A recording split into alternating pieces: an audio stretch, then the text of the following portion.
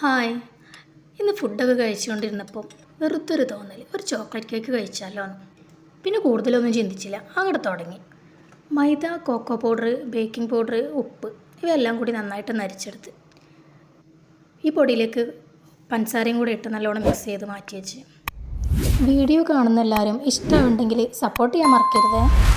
പിന്നെ 2 എഗ്ഗ് എടുത്തിട്ട് അതിലേക്ക് നമ്മൾ നേരത്തെ തയ്യാറാക്കി വെച്ചിട്ടുള്ള ബട്ടർ മിൽക്കും പിന്നെ കുറച്ച് ചോക്ലേറ്റ് മിൽക്കും കൂടെ ആഡ് ചെയ്തിട്ടുണ്ട്.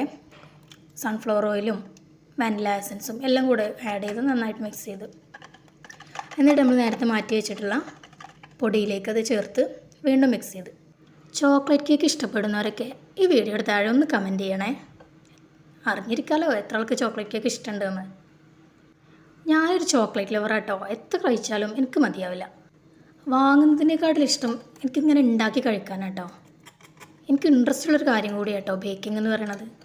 അങ്ങനെ ഈ ഒരു ബാറ്റർ ഒരു 5 മിനിറ്റ് റെസ്റ്റ് ചെയ്യാൻ മാറ്റി വെച്ച് ബേക്ക് ചെയ്യാനുള്ള പാത്രമൊക്കെ റെഡിയാക്കി ബാറ്റർ ഒഴിച്ച് നേരെ ഓവനിലേക്ക് കയറ്റി. ഓവൻ ഞാനൊരു 10 മിനിറ്റ് പ്രീഹീറ്റ് ചെയ്തിരുന്നേ. ഈ ബാറ്റർ റെഡിയാക്കുന്ന സമയത്താട്ടോ ഇക്ക വന്നിട്ട് പറഞ്ഞത് ഒരു സ്ഥലം വരെ പോവാൻ, പെട്ടെന്ന് റെഡി ആയിക്കോന്നും പറഞ്ഞു.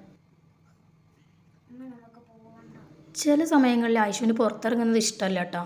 അതാണ് അവൾ വന്നിട്ട് പറയണത്, ഉമ്മി നമുക്ക് പോകണ്ടാന്ന്. ഒരു 35 മിനിറ്റൊക്കെ ആയപ്പോൾ ഓവൻ ഒന്ന് തുറന്നിട്ട് കുറച്ച് ചോക്കോ ചിപ്സ് കൂടെ ഇട്ട് കൊടുത്തിരുന്നു കേട്ടോ. ഓരോ പ്രാവശ്യം ഉണ്ടാക്കുമ്പോഴും ഇതിൻ്റെ ടേസ്റ്റ് കൂടി വരുന്ന പോലെയായിട്ട് എനിക്ക് തോന്നുന്നത്. അതുകൊണ്ട് തന്നെ ഇനിയും ഉണ്ടാക്കണം എന്ന് എനിക്ക് തോന്നാറുള്ളൂ. ആദ്യം വിചാരിച്ചത് കപ്പ് കേക്ക് ആക്കണം എന്നായിരുന്നു. പുറത്ത് പോകാനുള്ള പ്ലാൻ കേട്ടപ്പോൾ ഓരോ മോൾഡിലൊഴിച്ച് സമയം കളയണ്ടെന്ന് വിചാരിച്ചാണ് ഒരൊറ്റ പാത്രത്തിൽ ഒഴിച്ചത്. ഒരു അവക്കാഡോ ജ്യൂസ് കൂടെ ഉണ്ടാക്കിയിട്ടാണ് കേട്ടോ ഞാൻ കിച്ചണിൽ നിന്ന് പോയത്. കേക്കിന് നല്ല ചൂടായതുകൊണ്ട് തന്നെ അപ്പോൾ കഴിക്കാൻ പറ്റില്ലായിരുന്നു. അപ്പോൾ അതും കയ്യിൽ വെച്ച് ഉണ്ടാക്കിയ ജ്യൂസും കുപ്പിയിലാക്കിയിട്ടാണ് ഞങ്ങൾ ഇറങ്ങിയത്.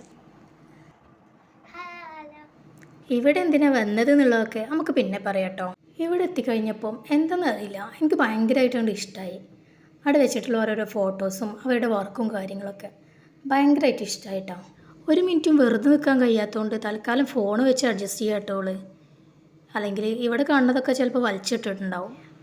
മഗ്‌രിബിൻ്റെ സമയമായതുകൊണ്ട് തന്നെ പെട്ടെന്ന് അവിടെ നിന്ന് പരിപാടികൾ കഴിച്ച് ഇറങ്ങണം എന്നുണ്ടായിരുന്നു കേട്ടോ. അങ്ങനെ അവരോട് പെട്ടെന്ന് തന്നെ കാര്യങ്ങളൊക്കെ തീർത്തരാൻ വേണ്ടിയിട്ട് പറഞ്ഞു. പള്ളി അവിടെ തൊട്ടടുത്തായതുകൊണ്ട് തന്നെ അവിടെ കയറി നിസ്കാരമൊക്കെ കഴിഞ്ഞിട്ടാണ് പോകുന്നത്. അപ്പോൾ പിന്നെ ചെറിയൊരു പോയി ചെറുതായിട്ട് എന്തെങ്കിലും കഴിച്ചാലോ.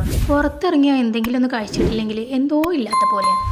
അങ്ങനെ ഒരു ലോഡർ ഫ്രൈസും കൂടെ വാങ്ങിയിട്ടാണ് പോകുന്നത്.